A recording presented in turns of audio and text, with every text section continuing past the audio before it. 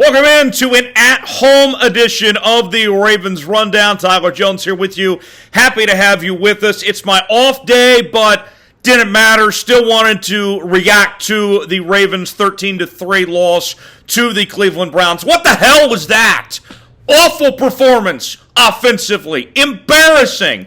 Fire Greg Roman. How can you not? How can you be okay with only scoring 3 points tonight? I have plenty of thoughts on this game that we'll get to. But first, want to thank you guys for helping us reach 8,000 subscribers here on the channel. I told you that when we reached 8,000 subs that we were going to chug some beer around here. I wish it was a victory beer, but after that type of performance, this team certainly wants to make me drink. So cheers to the flock out there. Thanks for helping us reach 8K. Let's at least enjoy a few drinks. Why not? I mean, win, lose, we booze, no matter what.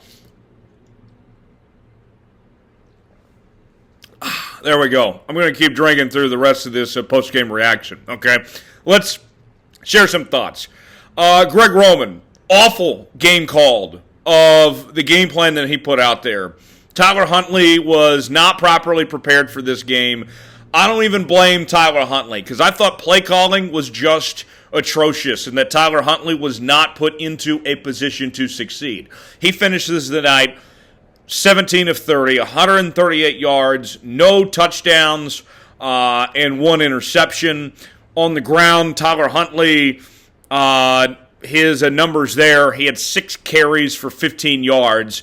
And remember, he was coming back off that concussion that he suffered in the Steelers win last week. And so this loss, this is the first divisional loss that the Ravens have suffered all season. They've done a really good job against teams in the AFC North to this point.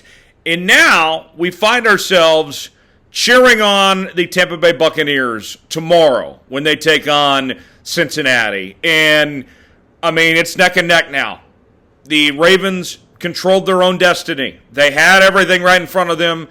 And now you have opened up the door for the Cincinnati Bengals to come in and win the division here the last few weeks. Can't be losing games like this. I know there was some injuries, and we'll discuss. We'll talk about Calais Campbell and Marcus Peters. I got all those updates that we'll get to in just a bit, but you can't be losing games like this. The defense did its job. You held Cleveland to 13 points.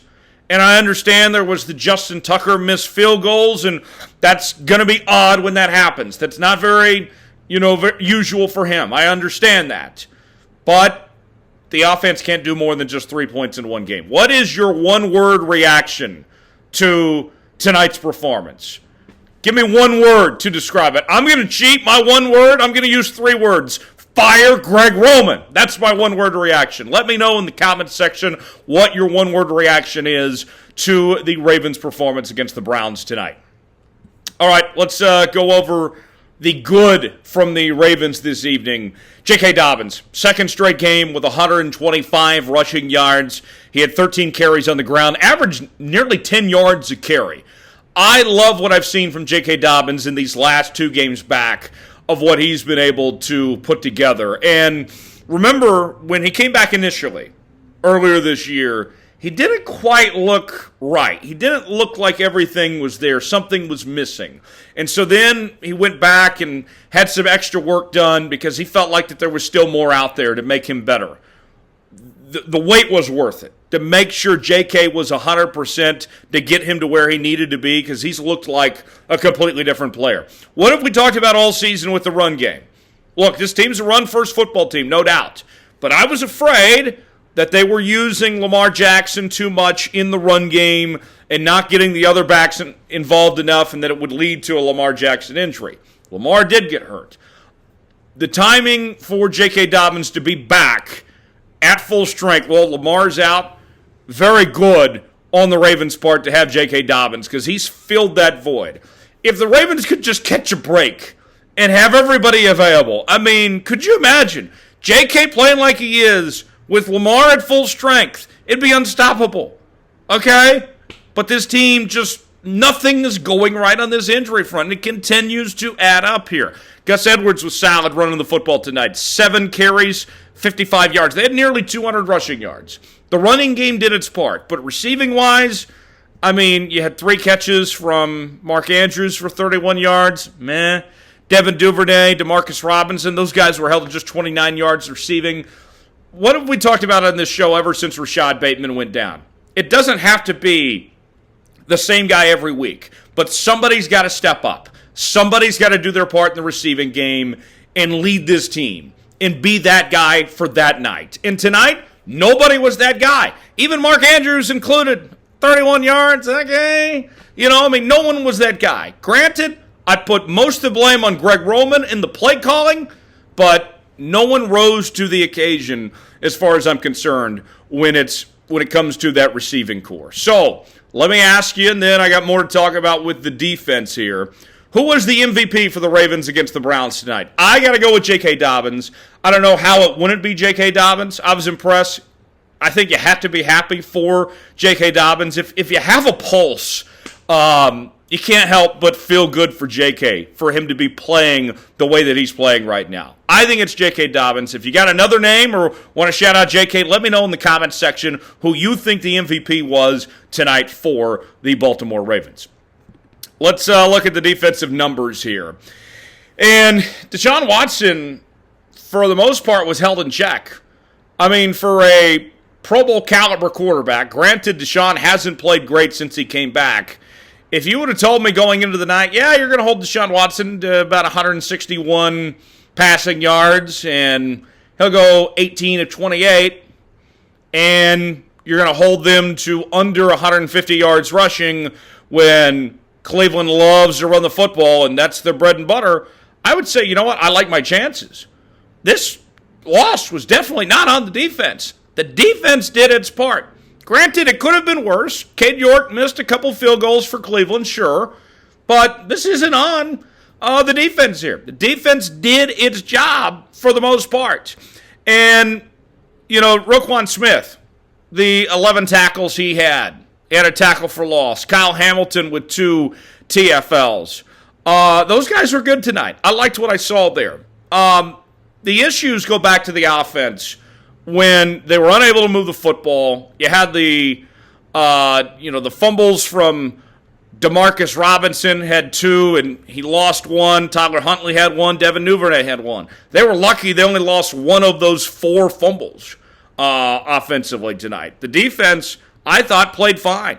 I mean, they were able to get pressure. You saw Patrick Queen, Brent Urban, Adafe Owe, they all got sacks tonight. They all put pressure on Deshaun Watson. They did their jobs. Kyle Hamilton with a sack. It's not on them why this game was ultimately lost. So, how would you, tell me this, how would you grade the defense for the Ravens tonight? If you had to scale it for me, 1 through 10, what would be your grade? I would give this probably about an 8, personally, is the type of performance. They did enough. In today's National Football League, you hold somebody to 13 points, you should be winning those football games. Plain and simple. The defense is not why they lost tonight as far as I'm concerned. Injury notes. Let's go over those. At the time of this taping, here is what we know as of right now on the injury front. Marcus Peters left the game with a calf injury and did not return. Calais Campbell was holding his knee when he left that game, and those are the updates from right now. Neither one of those guys returned. It did not look good for their situations of holding their knees and with those injuries that occurred there on that front. And I mean, what have we talked about with this team just all year long? The last 2 years, the injuries just piling up there. So when we get more updates on those 2 guys, we'll let you know the situation, what's going on there. But that's my thoughts on this game. I got to keep on drinking more. Hopefully you guys can have some drinks and still enjoy your Saturday, because this was a painful day for the Baltimore Ravens. A great game prior to it. I mean, if you missed that first quarter because NFL Network was showing overtime, you didn't miss anything. You didn't. This was a forgettable day for the Ravens. It doesn't look good in the playoff picture with an opportunity for Cincinnati now. I got to tell you, today was a bad day for Baltimore where they stand right now. And going forward here. I'm nervous. I'd be lying to you if I wasn't nervous. But Greg Roman, you got to go. Folks, thanks for joining us. Subscribe to the channel. This is the place to be, even on my off day. If you're looking for a reason to subscribe to the channel, here we are, my off day. We're still bringing you content, okay? Look, I'm in a hoodie at home at my house right now, and my Kansas Jayhawks are behind me. Shout out Rock Chalk. They got a nice win today against Indiana. But yes, subscribe to the channel. We're covering this team each and every day. Daily news and rumors segments, post-game recaps. We're counting down to the NFL draft and free agency and the road to the playoffs. It's all covered right here on the Ravens Rundown. We will see you next time here on the channel. Thanks for joining us.